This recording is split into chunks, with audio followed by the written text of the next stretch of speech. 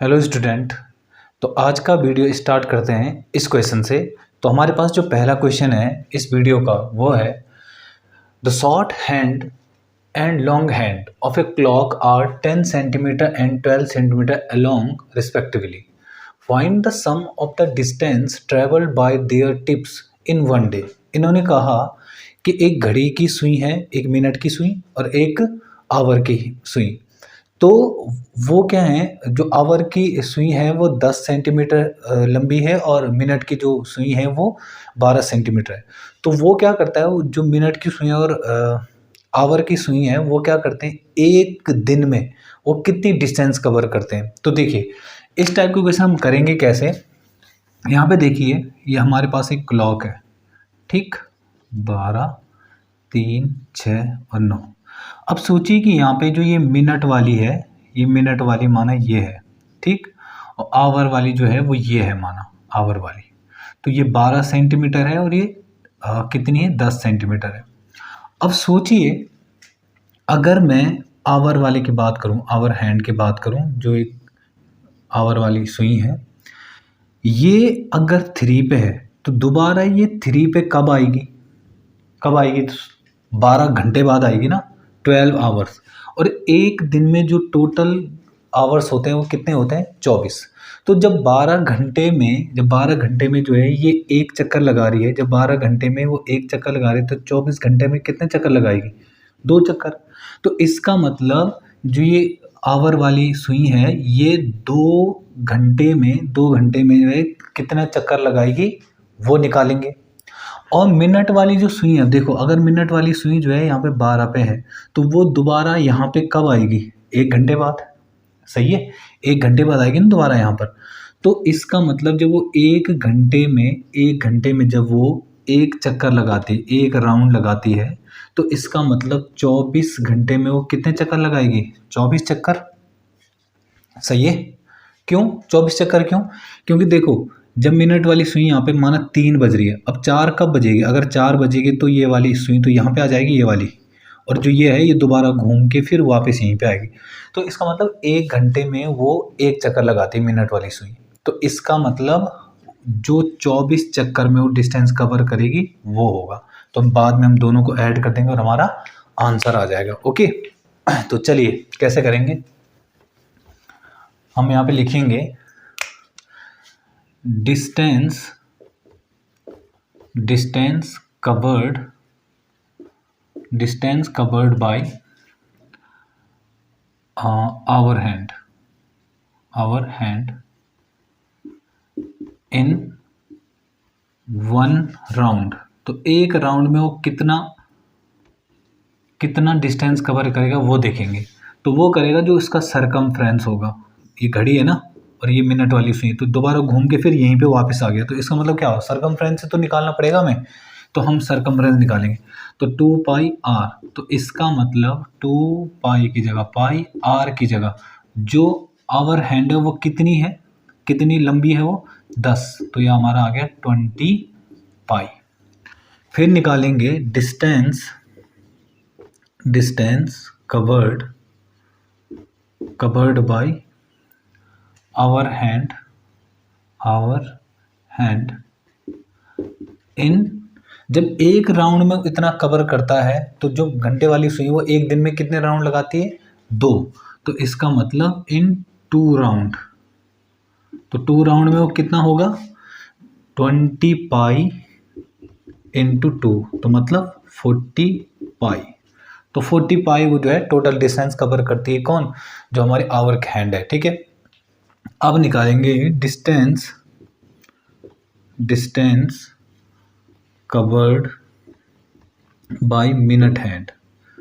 तो जो मिनट वाली सुई है, मिनट हैंड, वो क्या करती है, डिस्टेंस कवर करती है, distance covered by minute hand in 1 round. तो इन 1 राउंड, तो एक राउंड में, इन 1 राउंड, तो एक राउंड में वो कितनी डिस्टेंस कवर करती है, वही सरकमफ्रेंस 2 पाई आर। तो 2 पाई की जगह पाई, आर की जगह 12, तो 24 पाई। फिर डिस्टेंस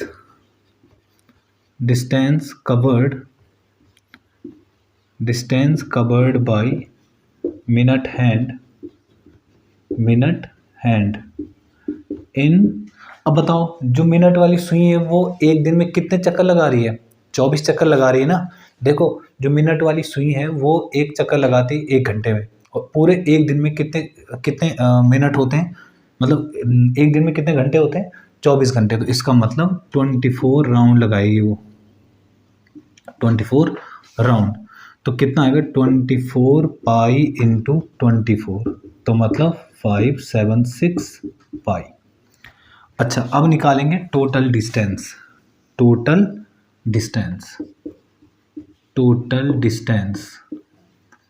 डिस्टेंस का मतलब है जो मिनट हैंड ने कवर करी और जो आवर हैंड ने कवर करी। तो टोटल डिस्टेंस हमारी 40 पाई प्लस 576 पाई। 576 कहाँ से आए? इन दोनों का इंटू करके। तो हमारे पास आ रहा है 6, 7 और 4 11 और ये 616 पाई। अब हम पाई की वैल्यू रख सकते हैं, तो डायरेक्ट पाई की वैल्यू रखो। तो 616 इंटू 22/7, 7 से इसको काटेंगे तो 7 8 56 और 7 8 56, तो हमारा आ रहा है 88 इंटू 22। तो करो 2 8 16, 2 8 16 1 17, फिर ये 6 7 1, 6 7 और 6 13 और ये 9 1, तो हमारे पास आ रहा है 1936 सेंटीमीटर। ये हमारा आंसर हो जाएगा। ओके, आई होप कि समझ में आ रहा है आप लोगों को। फिर भी नहीं आ रहा समझ में तो वीडियोस को बार बार देखें, आपको समझ में आ जाएगा। और कोई भी क्वेरीज हैं आपकी, कोई भी क्वेश्चन है, आपको उसको कमेंट के माध्यम से पूछ सकते हैं। ठीक है, चलिए देखते हैं हम next question. The cost of a fencing is circular field at the rate of 36 per meter square. Sorry, fencing जो है मीटर में होगी, ठीक है, मीटर स्क्वायर में नहीं। Is 11880 rupees. The field is to be plot at the rate of 0.60 per metre square. Find the cost of the ploughing the field. इन्होंने कहा एक फील्ड है, उसके चारों तरफ हमें फेंसिंग करनी है, मतलब उसके चारों तरफ तार लगाना है। तो उस तार को लगाने का जो खर्चा है वो हमारा 11880 रुपीज़ आता है, जबकि 1 मीटर का हमारा 36 रुपये पड़ता है। तो बताओ कि जो उस खेत में हल लगाने का या हल जोतने का कितना खर्चा आएगा, जबकि 0.60 पर मीटर स्क्वायर का पैसा पड़ता है। ठीक है, तो उसके लिए हमें क्या करना पड़ेगा? सबसे पहले इसका एरिया पता करना पड़ेगा, किसी भी सर्कल का एरिया पता करना पड़ेगा। और सर्कल का एरिया पता करने से पहले हमें रेडियस पता करनी पड़ेगी। ठीक है, तो रेडियस हमें ये देगा, हमें जो ये फेंसिंग का खर्चा है उससे हम रेडियस निकालेंगे। देखिए, तो यहाँ पे जो लिखेंगे हम, क्या लिखेंगे यहाँ पे? Cost of fencing a circular field. किसी भी सर्कुलर फील्ड का जो फेंसिंग का खर्चा है वो कैसे निकलेगा? मुझे पहले उसका सरकमफ्रेंस पता होना चाहिए, इनटू रेट पता होना चाहिए, तभी हमारा किसी भी सर्कुलर जो फील्ड है उसका फेंसिंग का खर्चा निकल आएगा। तो देखो, हमें सरकमफ्रेंस नहीं पता बट रेट पता है, तो ये हमें पता है टोटल खर्चा कितना है, 1180। ठीक है, इक्वल टू में सरकमफ्रेंस नहीं है पता, सरकमफेरेंस इनटू रेट हमें पता है 36। जो चीज़ें इनटू वहाँ जाके डिवाइड, तो 1180 अपॉन में 36 इक्वल टू सरकमफेरेंस। अच्छा, इसको अगर इससे रिड्यूस कर दें हम तो 330 मीटर इक्वल टू सरकमफ्रेंस। अब देखिए, सरकमफ्रेंस जो है उसका फॉर्मूला क्या होता है हमारे पास, 2 पाई r इक्वल टू 330। तो 2 पाई की जगह 22 अपॉन में 7 इंटू आर इक्वल टू 330। तो इस r को यहाँ अकेला छोड़ दो, तो 330 इंटू 7 अपॉन में 2 इंटू 22। इसको मैं 11 से काट सकता हूँ, 11 2 जा, 11 से काटूंगा तो 11 3 जा 30 और ये आएगा तो 15। तो हमारी जो r की वैल्यू है वो आ रही है 15 7 जा 105 अपॉन में 2। ये हमारी रेडियस निकल के आ गई है। अच्छा, अब हमें क्या निकालना है इसमें, एरिया। क्यों निकाल रहे हैं, area of circular field. Circular field,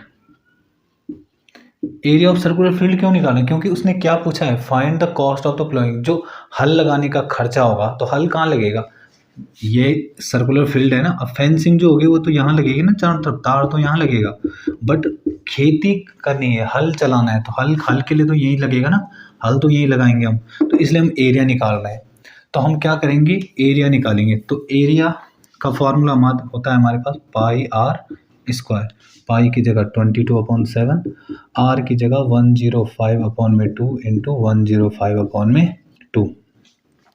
तो इसको 2 से हम इसको काट सकते हैं 11, 7 से इसको काटेंगे तो 15 बार, तो 11 इंटू 15 और इंटू 105/2, ये हमारा एरिया आ गया, इतना मीटर स्क्वायर।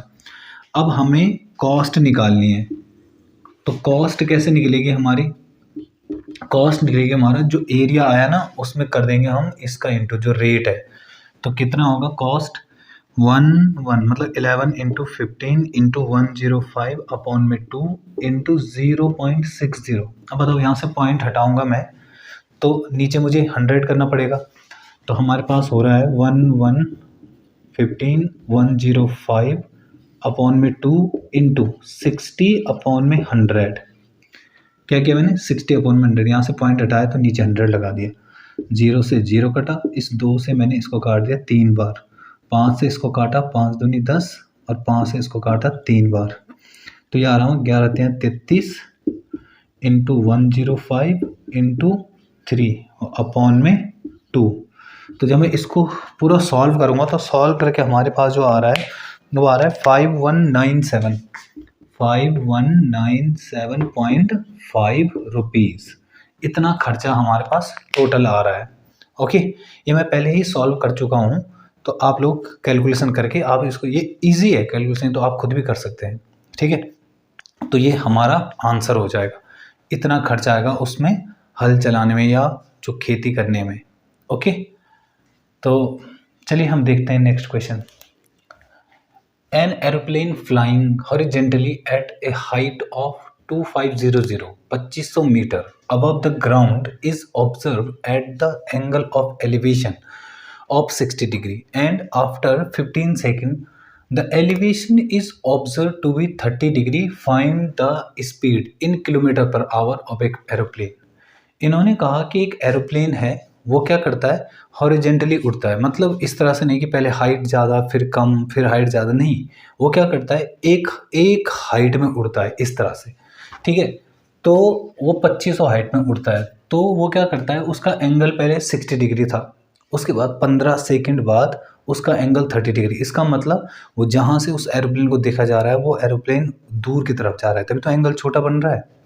तो हम क्या करेंगे, सोचिए कि पहले एरोप्लेन यहाँ पे था, तो और यहाँ पे जो एंगल था, इसका एंगल वो पहले 60 डिग्री बन रहा था, यहाँ पे 60 डिग्री बन रहा था पहले। ठीक है, और वो कितनी ऊंचाई पर उड़ रहा है, 2500 मीटर की ऊंचाई पर उड़ रहा है। अब वो जो एरोप्लेन है वो यहाँ चले गया, तो बताओ कि एंगल कितना होगा। अब वो क्या है, वो अपनी हाइट को मेंटेन करके रखता है 2500 मीटर। अब हम क्या कर लेते हैं, इसको नाम दे देते हैं A B C, यहाँ पे D और यहाँ पे E। ठीक है, तो देखिए हम पहले क्या लेंगे, हम ले लेते हैं पहले इन ट्रायंगल ABC। अच्छा, इस छोटे ट्रायंगल में देखो, इस छोटे ट्रायंगल में जो एंगल बन रहा है वो कितना बन रहा है, 60। तो मैं इसको यहाँ से यहाँ तक X मान लेता हूँ और यहाँ से यहाँ तक इसको Y मान लेता हूँ। अब देखिए इन ट्रायंगल ABC, इस ट्रायंगल में देखो 10 60 लगाऊंगा मैं, 10 और 10 ही क्यों लगा रहे हैं, क्योंकि मुझे ये पता है और मुझे ये निकालनी है, ये वाली हाइट, ये वाली लंबाई निकालनी है। ठीक है, तो 10 60 बराबर परपेंडिकुलर 2500 अपॉन में x। तो 10 60 की जो वैल्यू होती है वो कितनी होती है, 10 60 की वैल्यू होती है हमारे पास √3 बराबर 2500 अपॉन में x। हम एक काम करते हैं, x को वहाँ ले जाते हैं और √3 को नीचे लाते हैं, तो x इक्वल टू 2500 अपॉन में √3। ये बनी हमारी इक्वेशन नंबर 1। अब चलेंगे दूसरे पे। इन ट्रायंगल कौन सा? EBD, EBD। अच्छा, EBD में देखो क्या होगा, 10 30। क्यों? ये वाला यहाँ से जो इतना एंगल बन रहा है ना, ये 10 30 का है, ठीक है। तो 10 30 बराबर परपेंडिकुलर 2500 अपॉन में x प्लस वाई। क्यों? क्योंकि जो 10 30 का एंगल है ना, वो ये वाला बन रहा है यहाँ से ये इतना, और उसके लिए बेस कौन होगा? पूरा माना जाएगा ये पूरा बेस, तो x प्लस वाई। तो ये होता है हमारे पास 1/√3 2500 अपॉन में x प्लस वाई। इसका इंटू यहाँ करेंगे तो कितना आएगा? x प्लस वाई बराबर 2500 √3। Put the value of x in from equation number 1। अब हम क्या करेंगे, x की वैल्यू हम उठा के यहाँ रख देते हैं।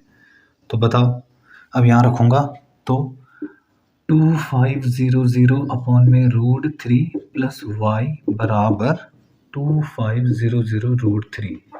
तो इस y को यहीं रहने देते हैं, 2500 √3, और इसको उठाओ वहाँ ले जाओ, माइनस का 2500 अपॉन में √3। इसका इंटू यहाँ कर देंगे। तो जब इसका इंटू यहाँ करूँगा तो क्या बनेगा? y बराबर 2500 √3, तो पहले था इंटू √3 और माइनस 2500 अपॉन में √3। तो ये आ रहा 7500, इन दोनों का इंटू करके माइनस 2500 अपॉन में √3। तो y की जो वैल्यू हमारे पास आ रही है वो आ रही 5000 अपॉन में √3। y मतलब यहाँ। अब देखो, इसने कहा कि यहाँ से लेकर और यहाँ तक की जो डिस्टेंस है ना टोटल, वो कवर करने में उसे 15 सेकंड लगते हैं। तो इसका मतलब अगर मुझे स्पीड निकालनी है तो स्पीड निकालने के लिए मुझे क्या करना पड़ेगा? डिस्टेंस, ये पूरी डिस्टेंस है, अपॉन में टाइम कितना है? 15 सेकंड। इसका इंटू यहाँ कर दो तो हमारे पास आएगा 5000 अपॉन में 15 इंटू √3। इसको 5 से काट सकते हैं हम, 5 3 जब 15, और ये 5 से काटूंगा तो 1000। तो ये आ रहा हमारे पास 1000 अपॉन में √3। ये हमारी जो स्पीड आई, ये आई मीटर पर सेकंड में, ठीक है। बट इन्होंने कहा है इन kilometre per hour. Kilometre per hour में मुझे क्या करना पड़ेगा? 1000 अपॉन में √3, ठीक है। 3√3 होगा, सॉरी यहाँ पे ये 3 भी है, 3√3 और इंटू इसमें 18 अपॉन 5 का इंटू कर दूंगा, ठीक है। जब कभी हमें स्पीड मीटर पर सेकंड से हमें किलोमीटर पर आवर में ले जानी है तो 18/5 का इंटू करते हैं, और अगर किलोमीटर पर आवर से मीटर पर सेकंड में लाना है तो हमें क्या करेंगे? 5/18 का इंटू करते हैं, ठीक है। तो इसको सॉल्व कर देते हैं। 5 से काटूंगा तो 5 2 10 200, और इसको इससे काट दो 6 बार, तो हमारे पास 200 इंटू 6 ये हो जाएगा 1200 अपॉन में √3। तो इसको हम लिख सकते हैं 1200 अपॉन में 1.73। क्यों? ये √3 की वैल्यू होती है 1.73। तो ये आ रहा हमारे पास 693.6 किलोमीटर पर आवर, ये हमारा आंसर हो जाएगा। ओके, चलिए देखते हैं next question. From the point 36 meter above the surface of a lake, the angle of elevation of a bird is observed to be 30 degree, and angle of depression of its image in the water of a lake is observed to be 60 degree. Find the actual height of the bird above the surface of the lake. हम क्या करेंगे?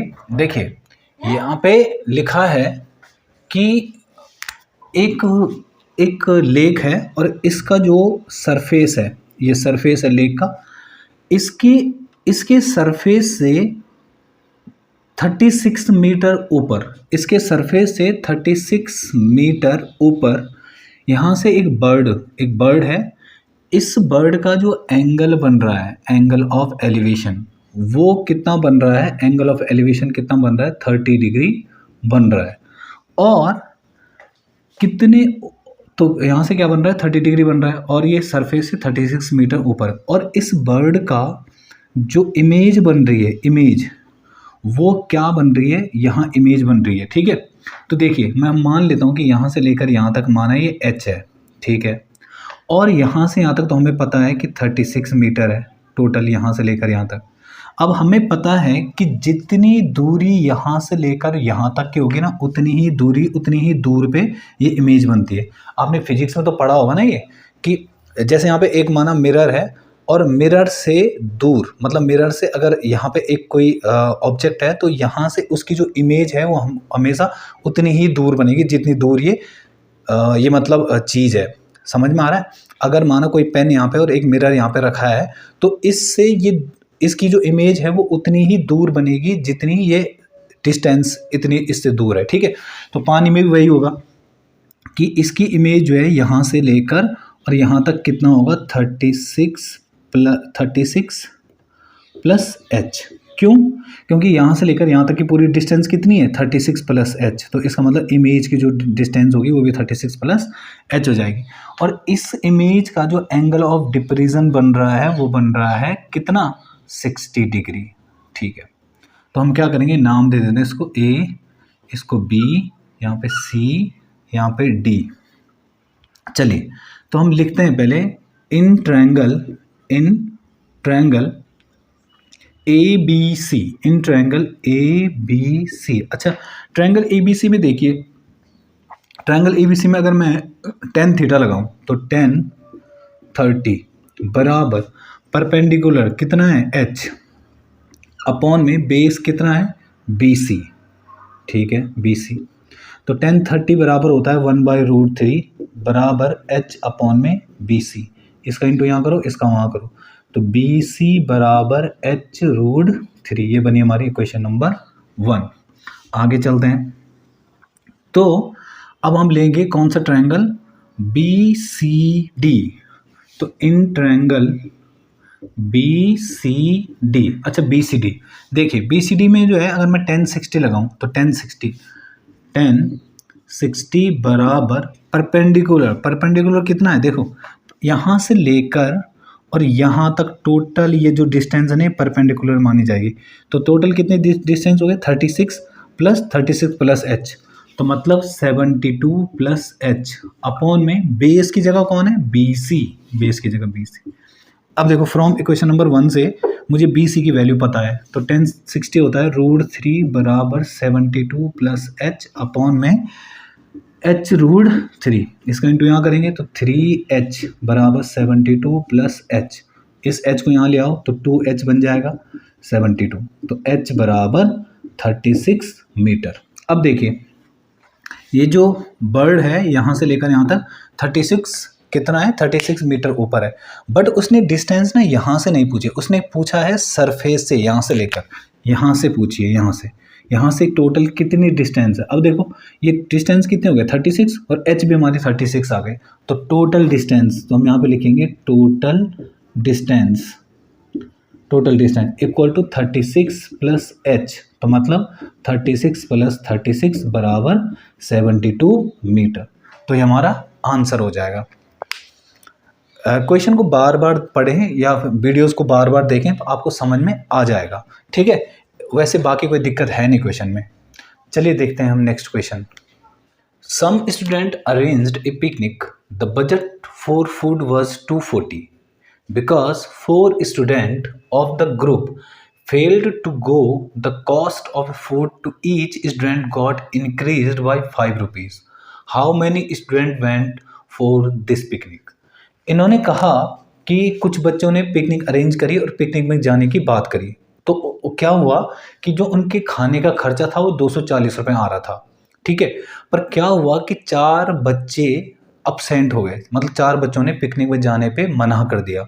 तो जब मना किया तो प्रत्येक बच्चे जो पिकनिक में जा रहे हैं, तो जो बच्चे पिकनिक में जा रहे हैं उनके पर हेड 5 रुपये बढ़ गए, मतलब जहां उन्होंने 10 रुपये देते हैं वहाँ अब वो 15 रुपये देंगे जो पिकनिक में जा रहे हैं। क्यों? वो 4 बच्चे अपसेंट हैं, उनके बदले पैसे तो अब बाकियों को चुकाने पड़ेंगे ना, तो 5 रुपये बढ़ गए। तो बताओ पिकनिक में कितने लोग गए। ठीक है, एग्जाम्पल के तौर पर देखिए, माना 10 बच्चों को 1000 रुपये इकट्ठे करने हैं।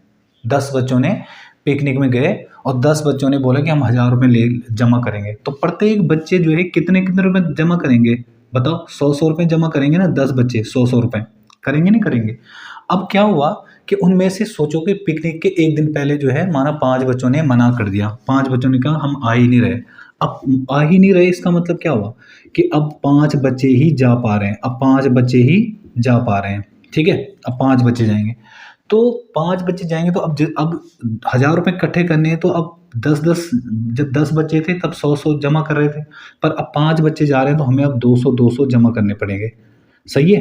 तो कितना अंतर आया इनमें? 100 रुपये का अंतर। अब 100 रुपये बढ़ गए, तो यही कह रहा होगी जो 5 रुपये बढ़ना है ना, वो यहाँ पे जैसे एग्जाम्पल के तौर पे क्या बढ़ रहा था, 100 रुपये बढ़ रहे थे ना, वही कहना चाह रहे हैं हम, ठीक है। चलिए देखेंगे, तो हम क्या करेंगे, हम मान लेते हैं कि लेट नंबर ऑफ स्टूडेंट्स, माना जो है नंबर ऑफ स्टूडेंट कितने हैं, x, सही है। नंबर ऑफ स्टूडेंट कितने हैं, x। अब देखिए तो यहाँ पे जो पर हेड कॉस्ट, जो पर हेड कॉस्ट आएगी वो पर हेड कॉस्ट का मतलब कि कितने रुपए प्रत्येक बच्चे को देने पड़ेंगे। तो देखिए जब पर हेड कॉस्ट निकालेंगे हम तो कितना निकालेंगे, 240 रुपए को x बच्चों में बांट दो, तो यह आएगी पर हेड कॉस्ट। when 4 student, देखो क्या लिखा है ना, because 4 student of the group fail to go। अच्छा, when 4 student will be absent, अगर 4 बच्चे absent हो जाएं तो तब क्या आएगा, पर हेड कॉस्ट। तब पर हेड कॉस्ट कितनी आएगी बताओ। अब 240 रुपए को कितने लोगों में बांटना है, पहले तो x लोगों में बांट रहे थे, पर इन x में से 4 बच्चे नहीं आ रहे हैं, तो उन 4 बच्चों को हटाओ, तो अब पर हेड कॉस्ट ही होगा। अब ये कह रहा है कि बताओ वैल्यू किसकी ज़्यादा होगी, जब मैं इसका डिवाइड इसमें करूँगा तब वैल्यू ज़्यादा आएगी, या इसका डिवाइड इसमें करूँगा तब वैल्यू ज़्यादा आएगी, सेकेंड वाले को। क्यों? क्योंकि x की वैल्यू से अगर तुम इसको डिवाइड कर रहे हो तो कुछ वैल्यू आएगी। अब x से कम मतलब x से 4 कम, तो जब डिनोमिनेटर कम हो गया है तो अब जो हमारा वो आएगा क्वेश्चन आएगा, वो क्या आएगा, बड़ा। तो अगर मैं इसमें से इसको माइनस करूं तो 5 रुपये बचने चाहिए, क्योंकि पर हेड कॉस्ट पहले ये आ रहा था, अब पर हेड कॉस्ट ये आ रहा है, तो इसमें से इसको माइनस करने पे हमारा कितना आना चाहिए, 5 रुपये आना चाहिए। तो करते हैं फिर आगे सॉल्व। देखो हम क्या करेंगे, 240 अपॉन में x माइनस 4, फिर माइनस 240 अपॉन में x इक्वल टू 5 आना चाहिए। तो करते हैं, मैं 240 कॉमन ले लेता हूँ यहाँ से, तो हमारे पास आएगा 1 अपॉन में x माइनस 4 और माइनस 1 अपॉन में x इक्वल टू 5। इसका क्रॉस मल्टीप्लाई करो, तो इसका यहाँ करूँगा तो x माइनस, इसका यहाँ करूँगा माइनस और प्लस का 4, प्लस क्यों हुआ, क्योंकि जब ये यहाँ होगा तो ये माइनस इसको प्लस बना देगा, अपॉन में x और x minus 4 equal to 5 upon में 240। क्यों? जो चीज़ यहाँ इंटू था वहाँ जाके डिवाइड तो जाएगा, तो x से तो x कैंसिल हो गया, हमारे पास आ रहा है 4 अपॉन में x square minus 4x equal to 5 से इसको काट सकते हैं हम, 5 को 20 और 4 बचा 5 अट्ठा 40, तो 1 अपॉन में 48। अब इसका इंटू यहाँ करो, इसका वहाँ करो, इसका यहाँ करूँगा 8 चौको 32, 4 अट्ठा 32 हो गया, 3 बचा और ये 192 बराबर x स्क्वायर माइनस 4x। ठीक है, तो इसको करते हैं solve, x square minus 4x minus 192 equal to 0। तो ये हमारे पास क्वाड्रेटिक इक्वेशन बन गई है। अब सॉल्व करते हैं इसको, बताओ 192 के हम कैसे फैक्टर कर सकते हैं। 192 के 2 से करूँगा तो 2 9 18, 1 बचा और 2 छक्का 12, 2 से करूँगा तो 2 चौको 8, 1 बचा, 2 अट्ठा 16, 2 से करूँगा तो 24, फिर 2 से तो 12, 2 6, 2 3 और 3 1। अब इनको ना इस तरह से मैनेज करने के बीच में 4 आए, बताओ जरा कैसे हो सकता है। 2 दूनी 4, 4 दूनी 8, 8 दूनी 16, ठीक है, और 2 दूनी 4, 4 थे 12, तो 16 और 12 हो सकता है। ठीक है, देखिए मैंने क्या किया, इन सबको 7 किया तो इनसे 16 बना, और इनको 7 किया तो इससे क्या बना, 12 बना। तो 16 इंटू 12 192 भी होता है, और 16 में से 4 गया तो 16 में से 12 गया तो 4 भी बचता है। तो हम कैसे करेंगे इसको सॉल्व। देखो एक्स स्क्वायर और जहाँ पे 4 है वहाँ पे लिखूंगा 16 माइनस 12 बाहर से x माइनस 192 इक्वल टू 0। तो चलिए आगे सॉल्व करते हैं इसको। तो हमारे पास आ रहा है x square minus 16x minus 12x minus 192 equal to 0।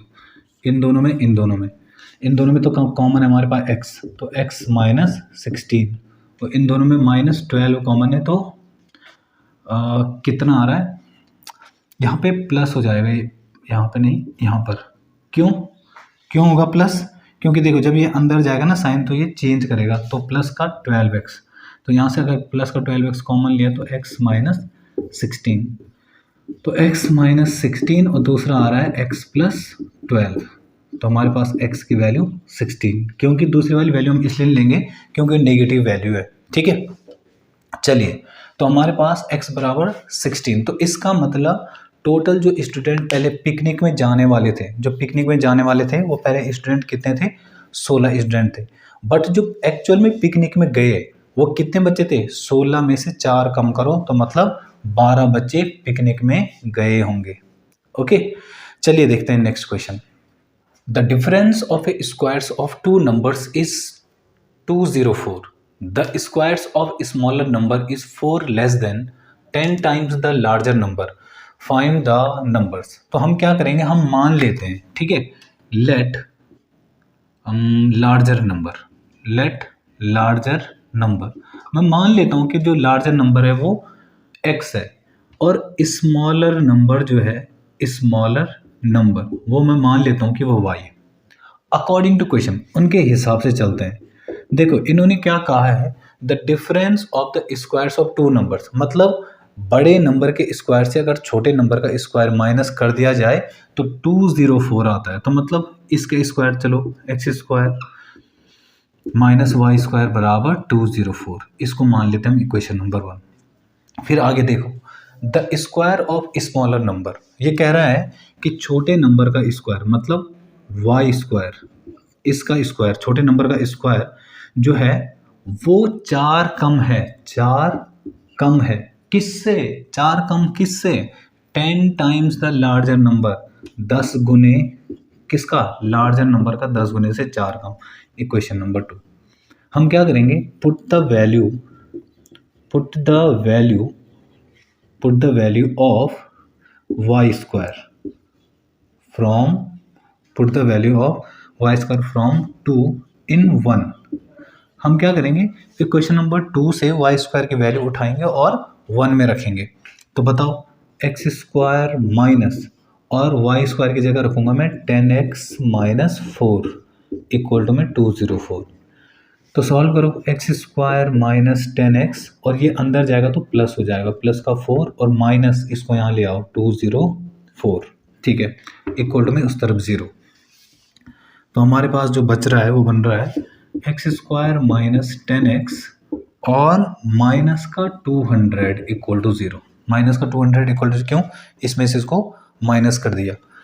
तो 200 के ऐसे फैक्टर करने के बीच में 10 आए, तो 20 और 10, क्योंकि 20 इंटू 10 200 भी होता है और 20 में से 10 गया तो 10 भी बचता है। तो हम क्या करेंगे, एक्स स्क्वायर माइनस, इस 10 की जगह ना मैं ऐसा लिख दूंगा 20 माइनस 10 और बाहर से x और माइनस 200 इक्वल टू 0।